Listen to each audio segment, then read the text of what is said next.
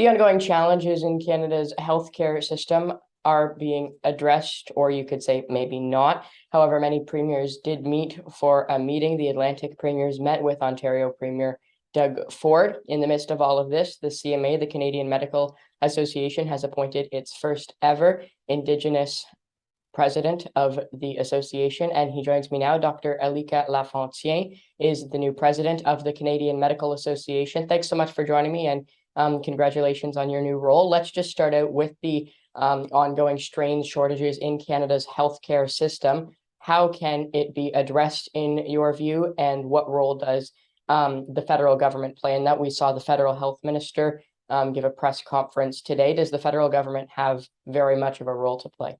Mm-hmm. One of the things to always remember about health is that unless we're actually in the hospital receiving care or going to that clinic trying to see our family doc, we don't often think about health as front of mind. And so we read about things in the news and we hear about this healthcare collapsing and this healthcare crisis, but it doesn't become real to us until we actually need care. And so as someone who works in the system, and I'm sure a lot of your listeners are people who are accessing healthcare right now, we know the real reality that things are strained. We're not getting the experiences that we're hoping for when we come as patients or where they're providing care as providers. Coming out of the weekend and looking at the meeting that occurred between premiers in the Maritimes and Premier Ford in Ontario, one of the messages that came out that actually gives me a lot of hope is, the phrase that the status quo is no longer an option, and the idea that all options are on the table. People's minds often go to privatization whenever there's stresses on the healthcare system, but there's so many other things that we could do right now in order to make things better. And we can look at all options being on the table as also removing barriers. We have 13 separate provincial and territorial systems that make their own decisions and their own strategies when it comes to all the things that make up the healthcare experience. And creating better collaboration, whether it's a partial or pan-national collaboration. I mean, those are the steps we have to start working towards in order to actually fix the problems and create a better experience for people going for care. You mentioned the status quo and how there are some premiers who want to address the status quo. There could be, I guess, multiple definitions as to the status quo. What do you think that ultimately is? And when looking at how we can address Canada's healthcare system, what should leaders be looking at? So the most important status quo is the perspective of the patient. What do they feel when they come into that doctor's office or that hospital room? Do they see that people are seeing them as people? Are they taking time to actually provide that sort of care?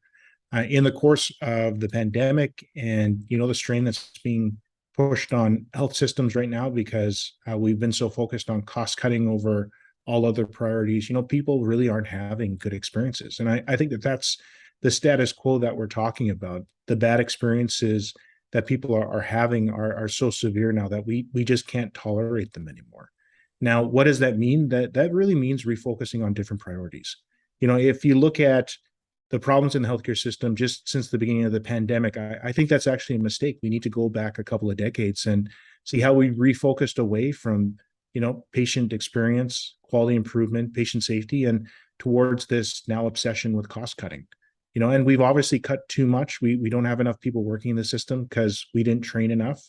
We have people in working environments where they feel the stress on their shoulders every day of providing care for too many patients that are too sick for one or two people to manage, whether that's as a physician or a nurse or someone else.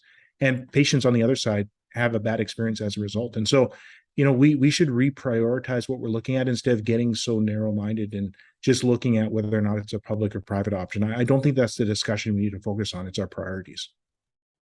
Okay, Dr. Alika Lafontaine, he's the new president of the Canadian Medical Association. Dr. Lafontaine, thanks so much for your time today. Really appreciate it. Thanks for having me.